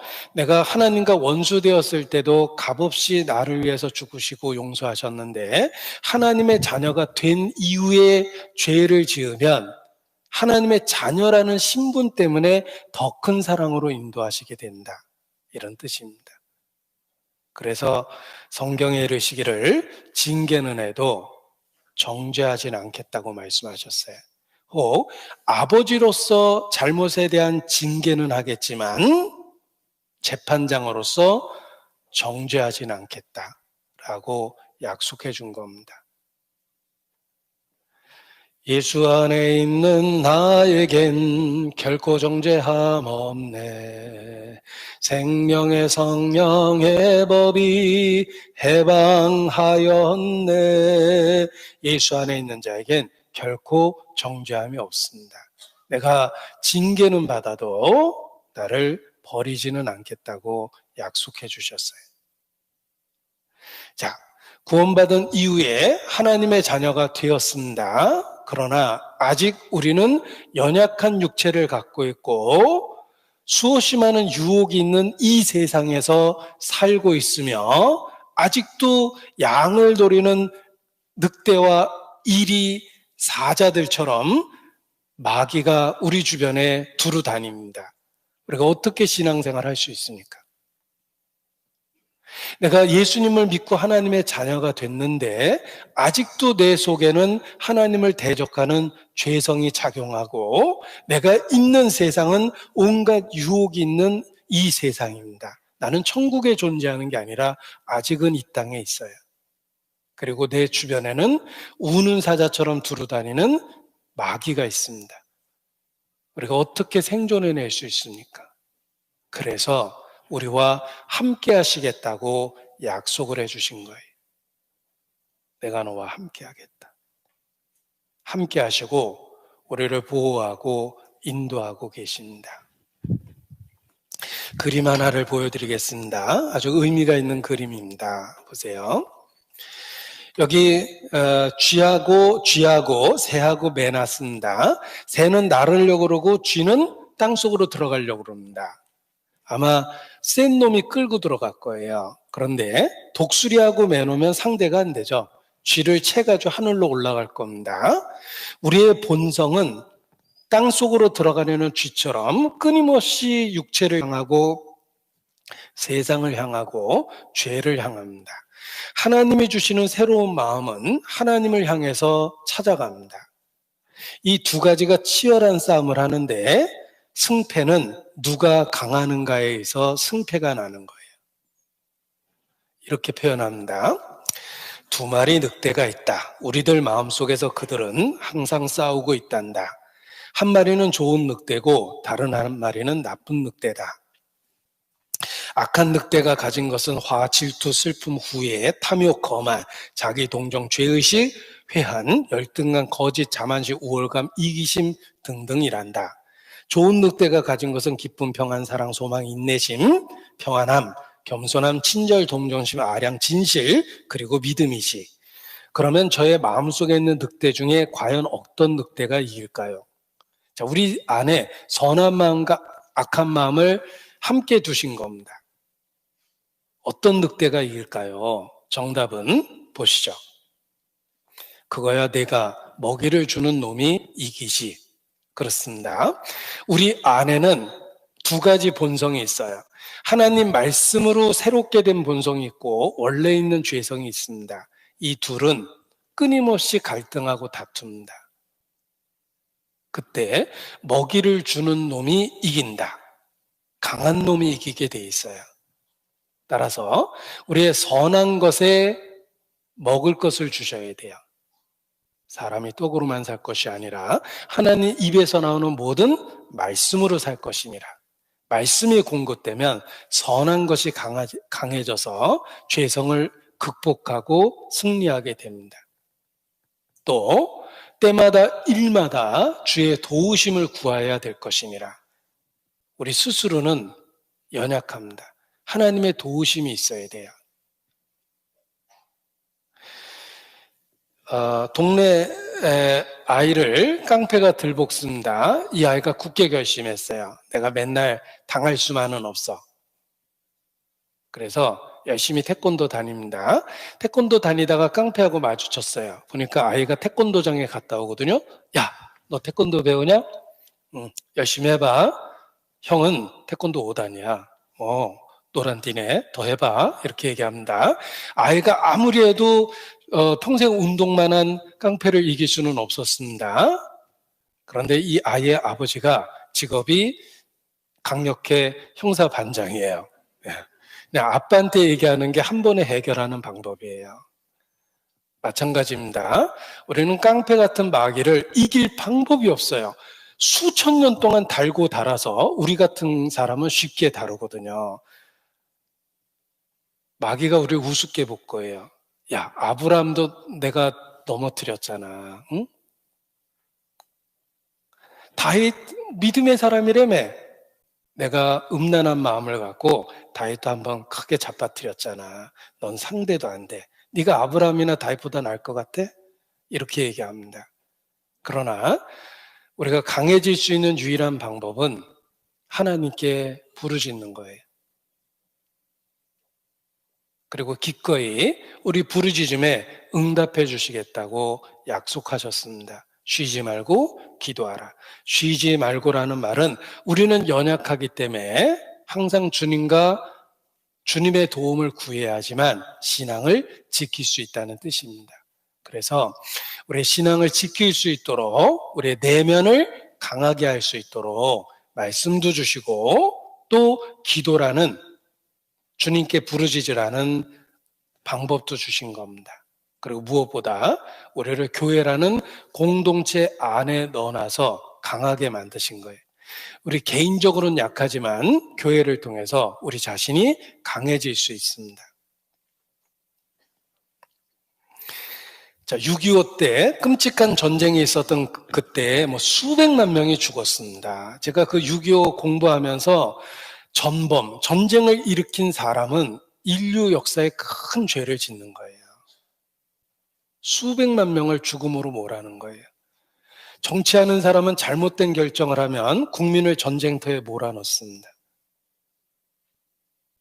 전쟁이 꼭 총을 쏘는 전쟁만 있는 게 아니라 경제 전쟁일 수도 있어요. 우리를 경제 전쟁터에 몰아넣어서 우리 삶을 망가뜨릴 수 있는 거예요. 그게 정치하는 게 중요한 겁니다.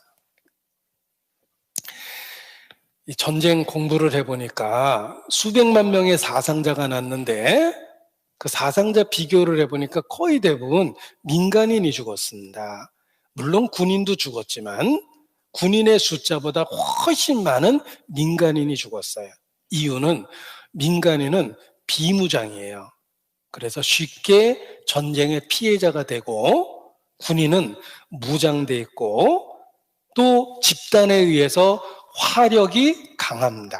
군인 죽이는 게 어려운 거예요. 우리가 영적 전쟁터에서 살아남기 위해서는 개별적인 민간인이 되면 금방 전쟁의 피해자가 됩니다. 영적 군인이 돼야 돼요.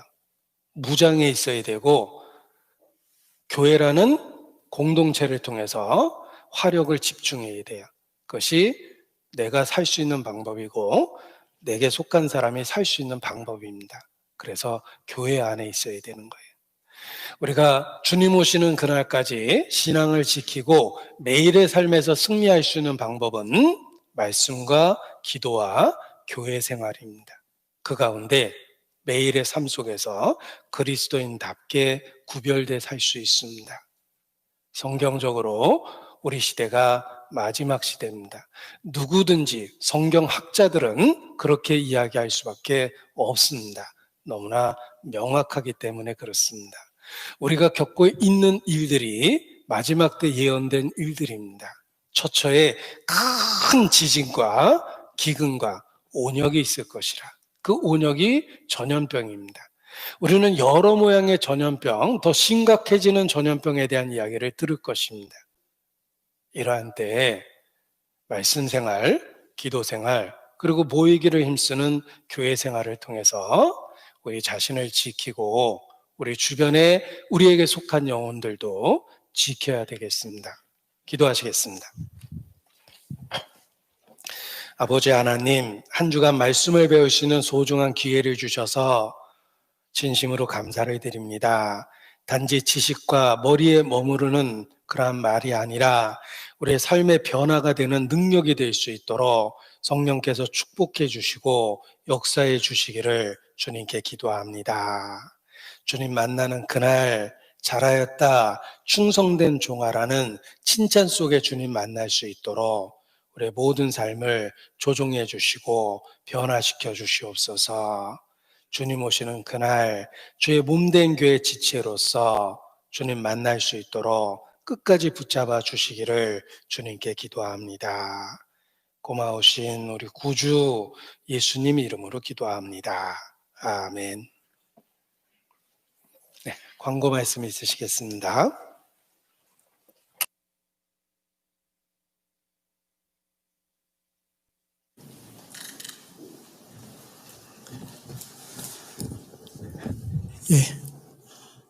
코로나 사태로 인하여 어려운 가운데 우리 형제자매님들 한 주간 전도를 위해서 수고하셨습니다. 이번 전도 집회 기간 이 대강당으로 인도되신 분이 약 30여 분, 그리고 또 유튜브 생방송을 통해서 약 100여 분 정도가 계속해서 말씀을 들으셨습니다. 어려운 환경 가운데서도 말씀을 들을 수 있도록 모든 여건을 허락해 주신 주님께 다시금 감사를 드립니다. 저희들 여러 곳에서 또 여러 모양으로 저희들 마음을 모아 오셨고 또 기도해 주셨습니다. 그러나 앞에서 열정적으로 말씀을 증거해 주신 담임 목사님 수고에 비할 수는 없다 싶습니다. 그 감사한 마음을 담아서 힘찬 격려의 말씀 박수 부탁드리겠습니다.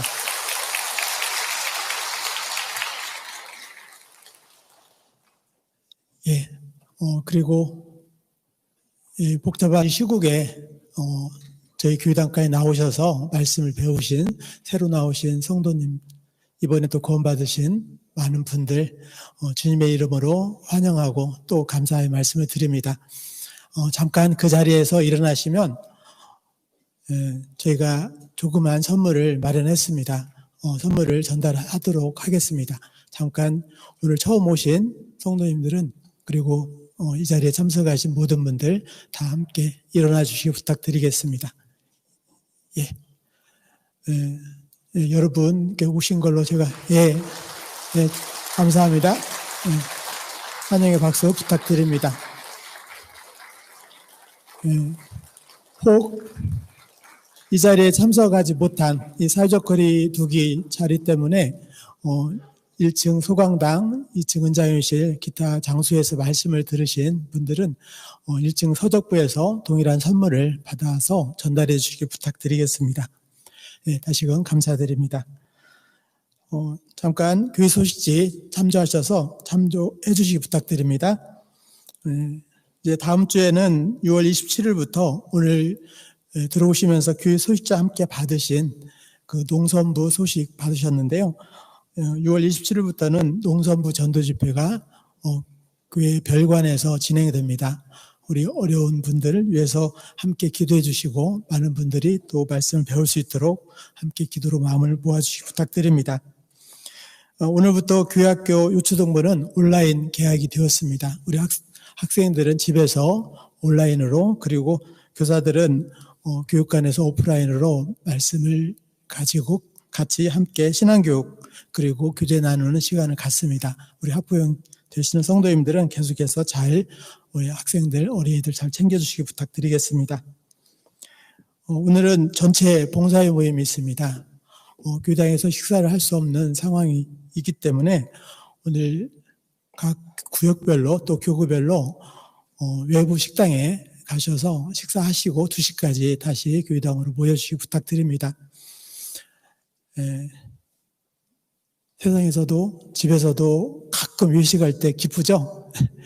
그런 것처럼 우리가 교회당에서 식사할 수 없는 그 안타까운 상황 가운데서도 저희들 모이기를 힘쓰는 주의 말씀을 쫓아 오늘 봉사의 모임 많이 참여해 주시기 부탁드리겠습니다. 구역별로, 교구별로 구역 형제 모임 내지는 교구 형제 모임을 간이 형태로 하시면서 서로 돌아보시고 함께 2시까지 봉사의 모임 참석해 주시기 부탁드리겠습니다. 교회 소식지 보면 이번 주간 우리 어머니들은 조모임 주간입니다. 조모임 통해서 새로 구원받으신 분들 그리고 그 전도의 결과를 돌아보시면서 더욱 사귐이 있는 귀한 시간 가지시기 부탁드립니다. 입당식 안내가 나와 있는데요. 지금 매주 많은 지역교회에서 더욱 활발하게 복음 전하기 위해서 교회당 또는 교육관을 건축하고 입당식이 있습니다. 우리가 이 마지막 때에도 멈추지 않고 계속해서 복음 전하기 위해서 전국적으로 힘껏 마음을 모아서 건축하고 입당시하는 상황입니다. 연고 있으신 분들은 축하해 주시고 또 격려해 주시기 부탁드리겠습니다. 마지막으로 성도 동정란 보시기 부탁드립니다. 먼저 결혼 소식, 이사 소식, 부고 소식, 입원 소식 다양한 우리 성도님들의 동정이 나와 있습니다. 살피셔서 축하도 해주시고 위로도 해주시기 부탁드리겠습니다. 우리 결혼하는 신랑 신부 먼저 나와서 인사하는 시간 갖도록 하겠습니다. 92구역 청년의 총무 맡고 있는 우리 hin초 부장제님, 92구역 유정욱 자매님 장남되고요. 그 다음 101구역 김재 자매님, 김용전 집사님, 최명화 자매님 자녀 되겠습니다. 잠깐 나오셔서 인사해 주시겠습니다. 힘찬 박수로 환영해 주시기 부탁드립니다.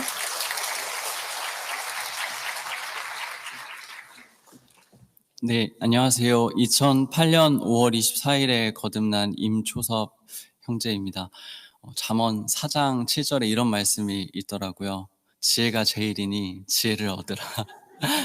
지혜의 근본 되시는 그리스도를 얻은 것만으로도 너무나 큰 은혜인데 또 은혜 위에 은혜를 더하여 주셔서 옆에 있는 김지혜 자매와 6월 27일 이곳 대강당에서 12시에 결혼식을 올리게 되었습니다.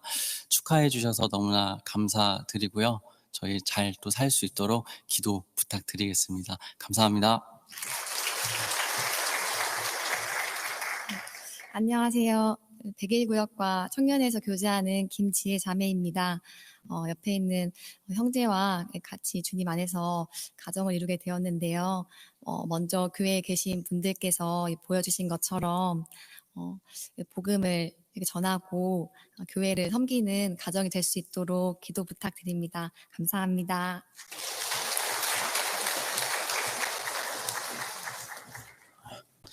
예, 그 지혜가 그 지혜였구만요. 네. 대강당에서 이제 결혼식을 하게 됩니다.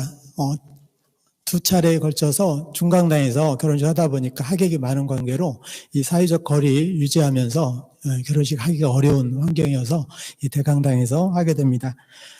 그리고 오늘 혼주 되시는 집사님한테 물어보니까 식사할 수 있는 식권도 제공하고 또 답례품도 제공한다고 합니다.